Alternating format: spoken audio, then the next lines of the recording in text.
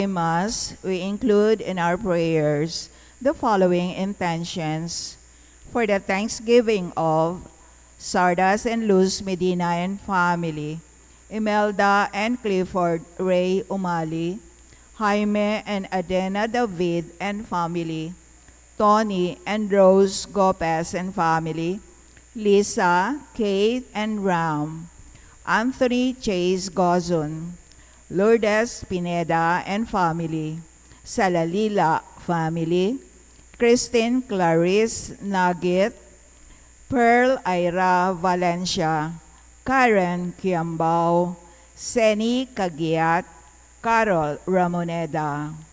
For the birthday thanksgiving of Agatha Pesigan, Ramon Muli Jr., Clyde Darrell Canlas, and for the safe travel of Leah Marie Espiritu and Abigail Galang.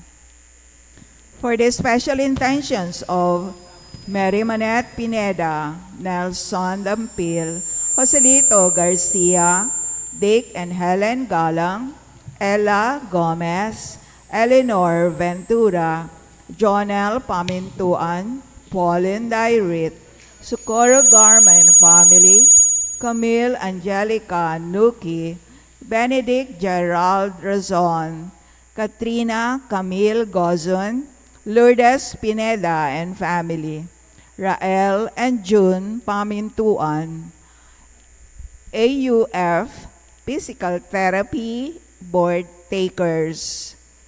For the speedy recovery, safety, good health, and complete healing of Sister Benita Reyes, Remigio Pangan, Melissa Villanueva, Maricon Makadangdang, Ronnie Reyes, Perry Dairit, Rose Tiglao, Milger and Antoinette Javier, Clarita Doruelo, Irene Autencio, Pauline Dairit, Roberto Medina, Maria Paula Carisma Capati, Jose Lim, Rosemary Lim, Emerita Lim, and all our sick relatives and friends and those with COVID at present.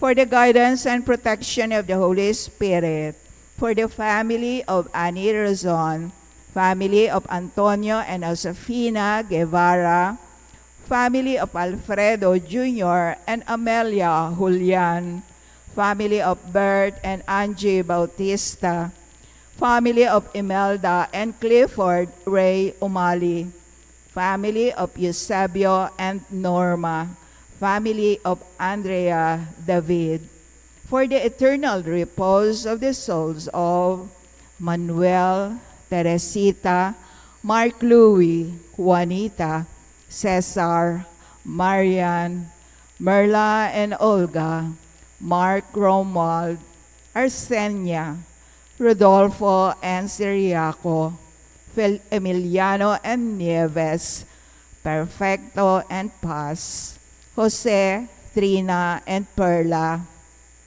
Benedicto and Rodrigo, Felicidad, Lionel, Oliva, Honorato, Daisy, Cecilia, Cesar, Dr. Kenneth, Tristan, Estrella, Demetrio, Belen, and Danilo, Rolando, Emelita, and Lay, Mariano, Gregorio, and Epifania, Cesar Jr., Amando Sr., and Estela, Narciso, Cecilia, Reynaldo, Armando, Yonaisi, Norberto and Laura, Roldan, Francis Paul, Roberto, and all the poor souls in purgatory, and all those who have died because of the pandemic, and also for our safety and the safety of all frontliners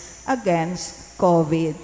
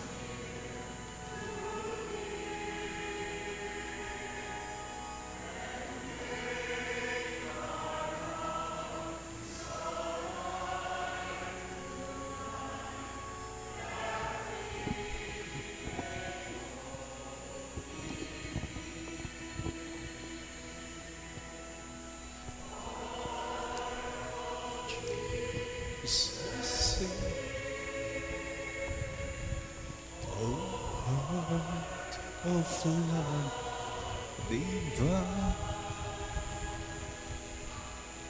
Listen to our prayer.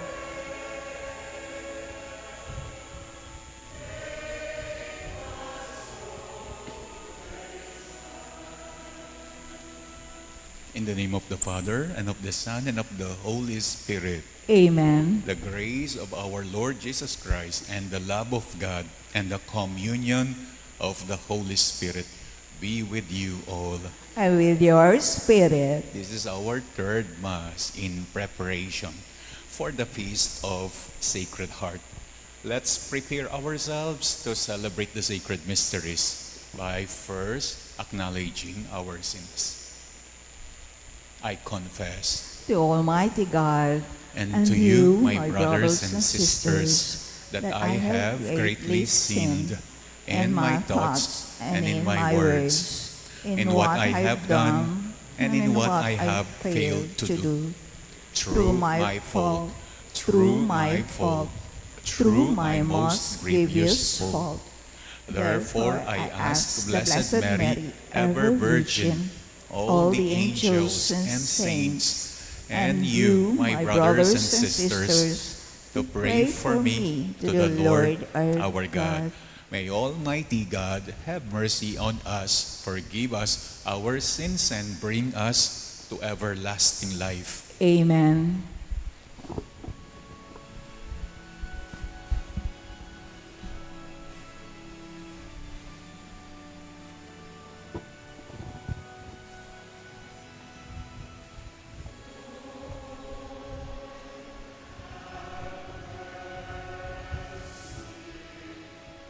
Lord, have mercy, Christ, have mercy, Christ, have mercy, Lord, have mercy.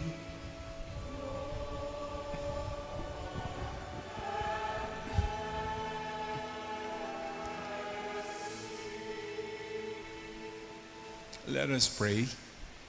O God, whose providence never fails in its design, you keep from us, we humbly beseech you, all that might harm us, and grant all that works for our good.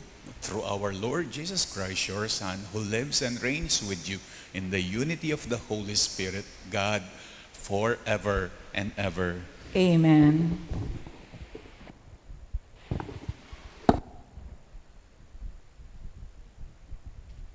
The Liturgy of the Word.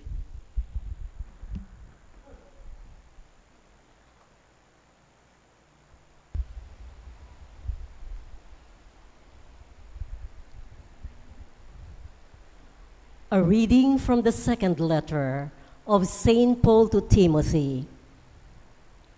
Beloved, remember Jesus Christ, raised from the dead, a descendant of David.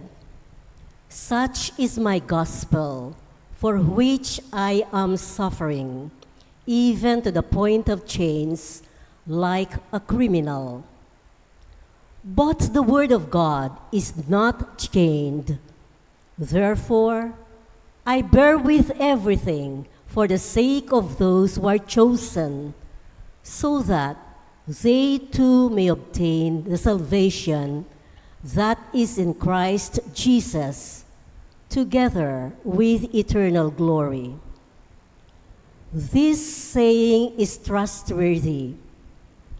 If we have died with him, we shall also live with him. If we persevere, we shall also reign with him. But if we deny him, he will deny us. If we are unfaithful, he remains faithful, for he cannot deny himself. Remind people of these things and charge them before God to stop disputing about words. This serves no useful purpose since it harms those who listen. Be eager to present yourself as acceptable to God, a workman who causes no disgrace, imparting the word of truth without deviation. The word of the Lord. Thanks be to God.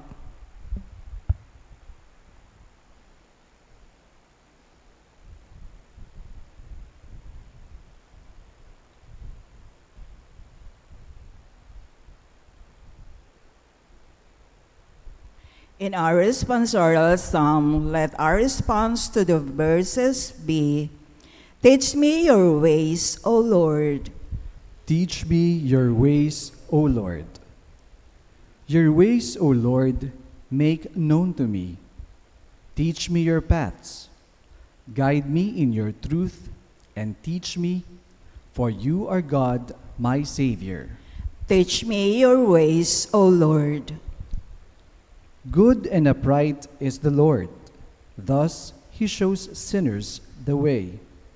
He guides the humble to justice. He teaches the humble his way. Teach me your ways, O Lord. All the paths of the Lord are kindness and constancy toward those who keep his covenant and his decrees.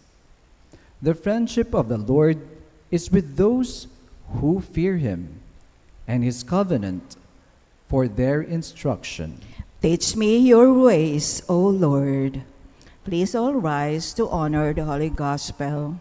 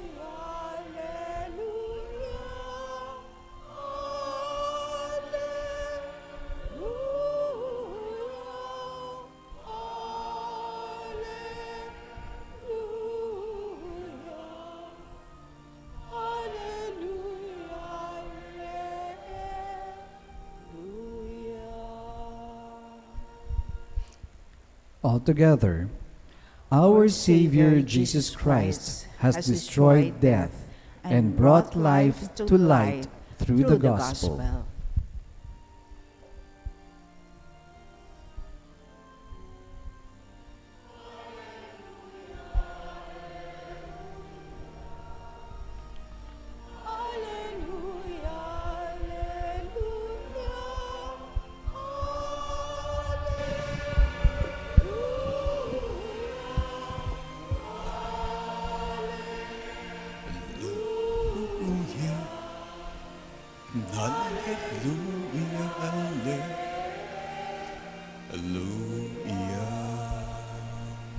The Lord be with you. And with your spirit. A reading from the Holy Gospel according to Mark. Glory to you, O Lord. One of the scribes came to Jesus and asked him, which is the first of all the commandments? Jesus replied, the first is this. Hear, O Israel, the Lord our God is Lord alone. You shall love the Lord your God with all your heart, with all your soul, with all your mind, and with all your strength. The second is this: you shall love your neighbor as yourself. There is no other commandment greater than this. The scribes said to Jesus, "Well said, teacher. You are right in saying he is one and there is no other than he. And to love him with all your heart and with all your understanding, with all your strength, and to love your neighbor as yourself is worth more than all the burnt offerings and sacrifices." And when Jesus saw that he answered with understanding, Jesus said to him, "You are not far from the kingdom of God." And no one dared to ask Jesus any more questions. My dear brothers and sisters, the gospel of the Lord. Praise to you, Lord Jesus Christ.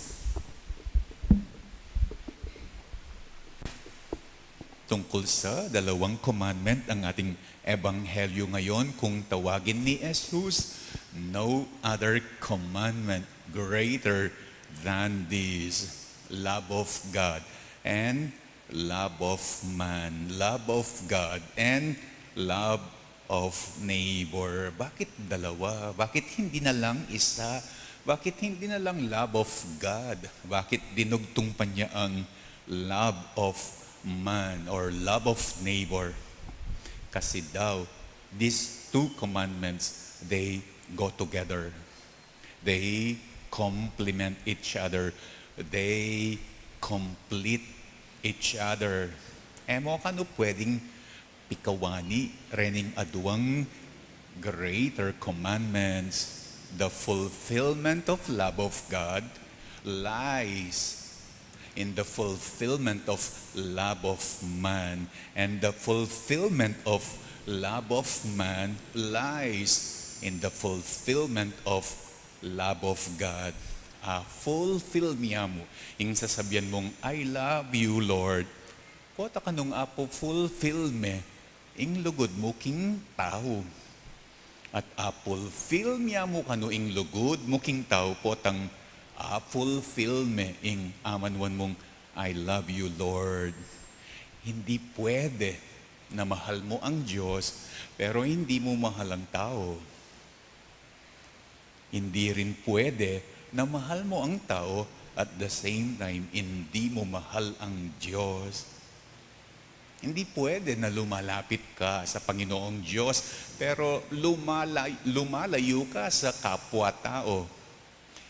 Hinding-hindi ka rin makakalapit sa Diyos kung lumalayo ka, umiiwas ka, umiilag ka sa tao.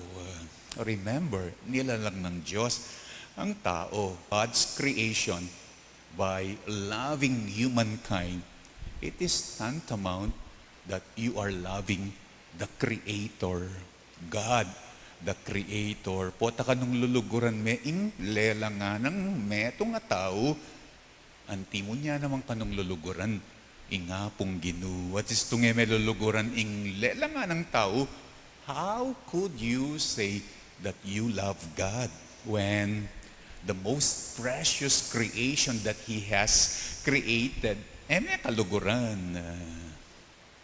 Mahal mo ang Diyos, pero ang nilalang niyang tao hindi mo mahal. How could that be na mahal mo ang Diyos? So now, let us put it into test, itong dalawang commandments. Subukan natin, paanong gawin in actual? Paanong i-apply in actual these two commandments? Yung tinatawag nilang theory. Pagkatapos, i-apply sa actual.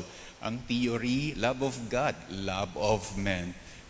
Ang tanong, ang susunod na tanong, how to apply it in actual situation?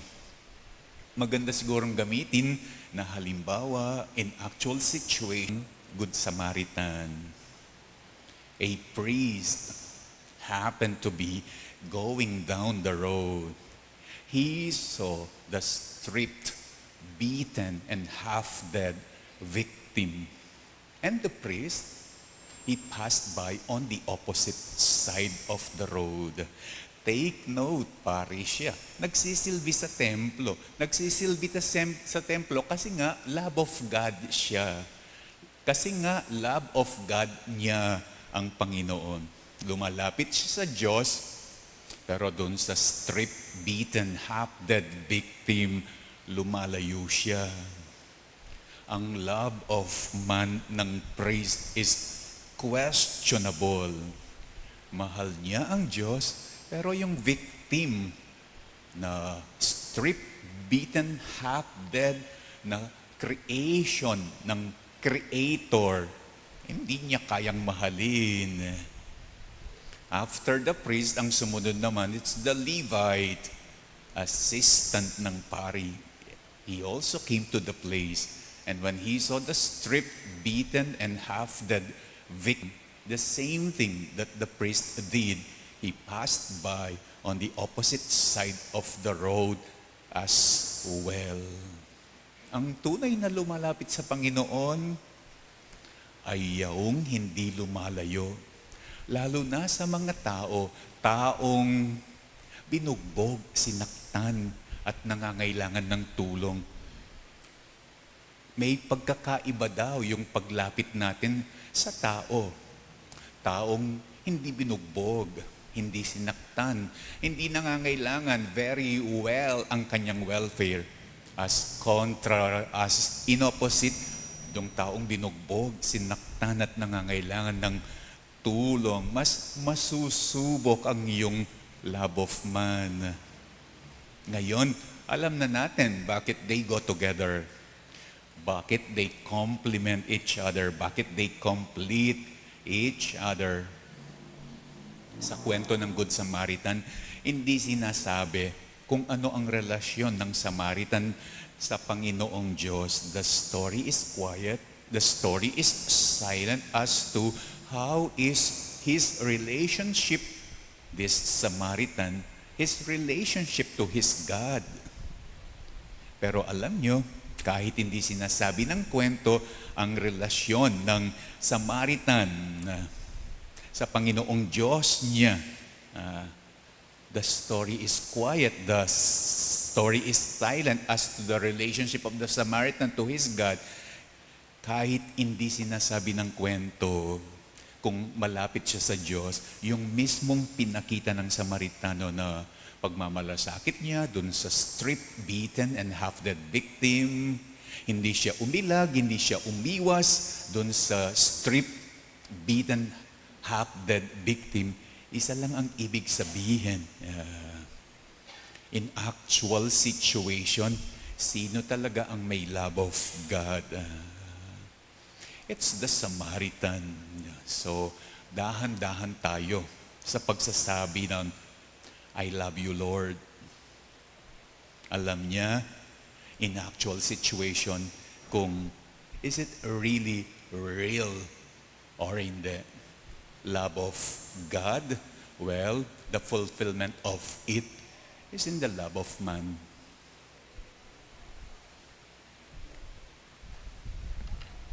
Let our prayers today show really that we love the Lord our God with all our heart, with all our soul, mind, and strength.